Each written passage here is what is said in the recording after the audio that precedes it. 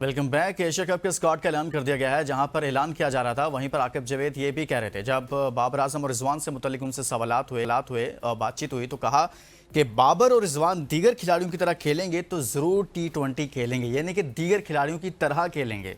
ये नहीं कहा कि अपनी परफॉर्मेंस बेहतर कर लेंगे कुछ, ये वो कहा कि दीगर खिलाड़ियों की तरह खेलेंगे। इस मीन्स इसका मतलब है कि वो दीगर खिलाड़ियों की तरह नहीं खेल रहे। ये क्या ऐसा करेंगे वो कि वो वापस आ सकते हैं, और दीगर खिलाड़ी ऐसा क्या कर रहे हैं जो बाबर और रिजवान नहीं कर पा रहे हैं। अली तनोली साहब, ऐसा क्या है कि जो इस जुमले से मुझे नज़र आ रहा है कि जो आकिब जावेद कहना चाह रहे हैं कि जो दीगर खिलाड़ी यानी कि जिनकी सिलेक्शन हुई है, बाबर और रिजवान उनकी तरह नहीं खेल पा रहे। सर ऐसा ही है?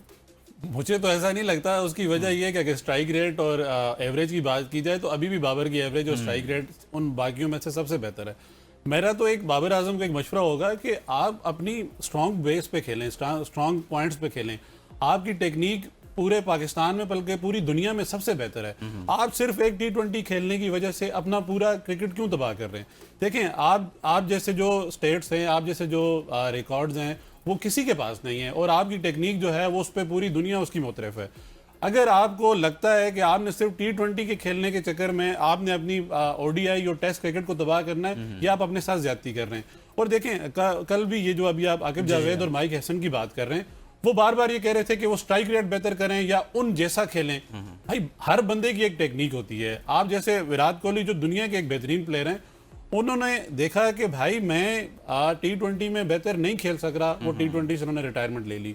फिर उन्होंने देखा कि मैं टेस्ट क्रिकेट में वो बेहतर या वो मेरा स्टेमिना नहीं रहा, तो उन्होंने टेस्ट क्रिकेट से रिटायरमेंट ले ली। अब वो ODI का हिस्सा हैं। अब बाबर को भी चाहिए कि बाबर आजम को खुद से ये डिसाइड करना है कि वो किस क्रिकेट को फोकस करे। एग्जैक्टली, बाबर को ये खुद डिसीजन लेना चाहिए। बार बार ये डिस्कशन होती है कि वो T20 में क्यों नहीं है, T20 में नहीं है।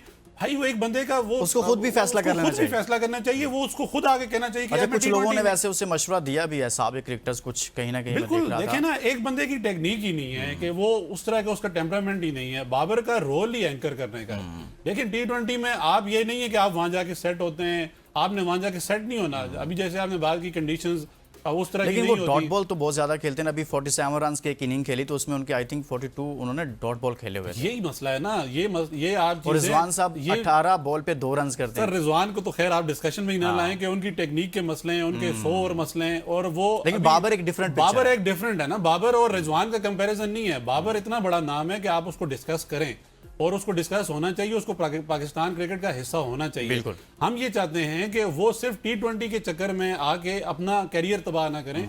हम उनको लॉन्ग लास्टिंग देखना चाहते हैं। उनको खुद से आकर ऐलान करना चाहिए, उनको डिसीजन लेना चाहिए कि भाई मैं T20 नहीं खेल रहा, मेरा फोकस ODI क्रिकेट है और टेस्ट क्रिकेट है। मैं उसमें परफॉर्म करूंगा, उसमें पाकिस्तान क्रिकेट के लिए अवेलेबल हूं। अगर कोई ये चाहता है कि मैं अपनी टेक्निक, अपनी स्ट्राइक रेट को बेहतर करूं, तो मैं वो नहीं कर सकता। मेरा जो स्ट्रॉन्ग पॉइंट है वो ODI और टेस्ट क्रिकेट है। मैं यहीं तक हूं, मुझे आप यहीं तक रखें। यहाँ इस तरह के फैसले से उनके कोई 50% मसाइल हल हो जाएंगे। वैसे 50% नहीं, उनके 90% मसाइल हल हो जाएंगे। उसकी वजह है ना कि बार बार ये देखें, हर प्रेस कॉन्फ्रेंस में जो बंदा आता है वो ये बात करता है कि स्ट्राइक रेट बेहतर करें और हमारे क्राइटेरिया पे खेलें या नए बच्चों के क्राइटेरिया पे खेलें।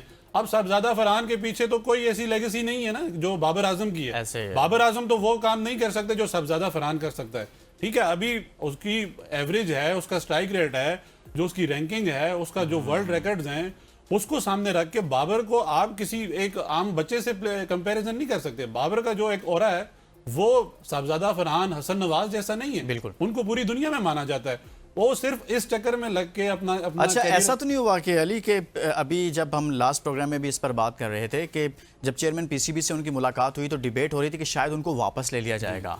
कहीं ऐसा तो नहीं हुआ कि वेस्ट इंडीज सीरीज इनके गले पड़ गई है, आते आते कहीं ना कहीं वो बिल्कुल यही वजह थी ना। आप देखें, उस पर डिस्कशन हो रही थी कि आप इनको सिलेक्ट करें। हमने लास्ट प्रोग्राम में भी ये बात की कि किस परफॉर्मेंस पे सिलेक्ट करें।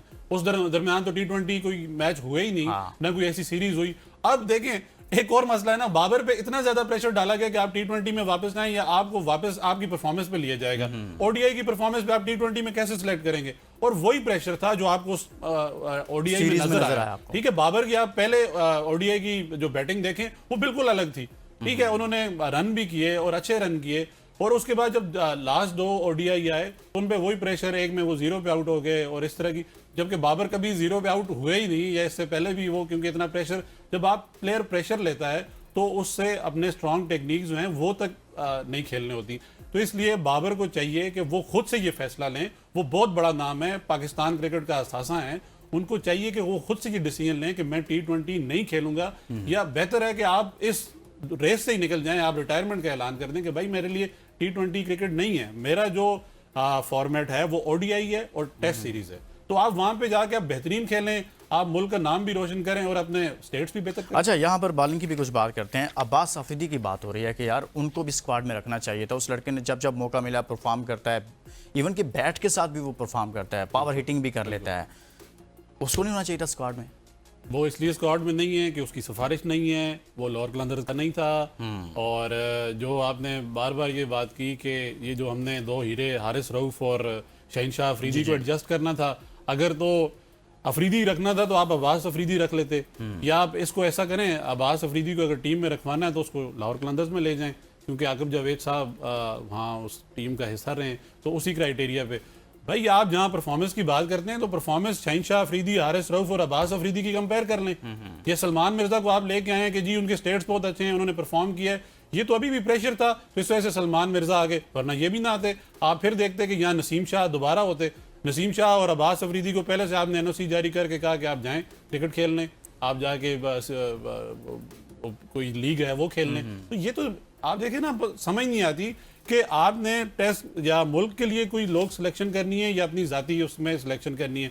हमने बार बार ये बात की है, अगर आपने किसी को नवाजना ही है, उसको आप सेंट्रल कॉन्ट्रैक्ट दें, उसको आप टीम में रखें, खिलाएं ना, पैसे देते रहे ना। क्योंकि लोगों का यहाँ पे मसला है कि उनको लगता है कि यार हम टीम में नहीं होंगे तो हमें पैसा नहीं मिलेगा, तो भाई आप सेंट्रल कॉन्ट्रैक्ट में दें, आप नवाजते रहें, बस ठीक है। और मुल्क की तबाही के लिए या क्रिकेट के लिए तबाही के लिए उनको शामिल तो ना करें। सेंट्रल कॉन्ट्रैक्ट की आपने बात की तो उसमें भी कुछ ना कुछ दिनों तक वो फाइनलाइज हो जाएगा। सेंट्रल कॉन्ट्रैक्ट, कुछ नए लड़कों को सेंट्रल कॉन्ट्रैक्ट मिलेगा, और बाबर से मुतल्लिक खबर यह है कि वो सेंट्रल कॉन्ट्रैक्ट की आई थिंक शायद A कैटेगरी से वो निकल जाएंगे। देखें, ये कोई एक बेंचमार्क नहीं होना चाहिए सेंट्रल कॉन्ट्रैक्ट।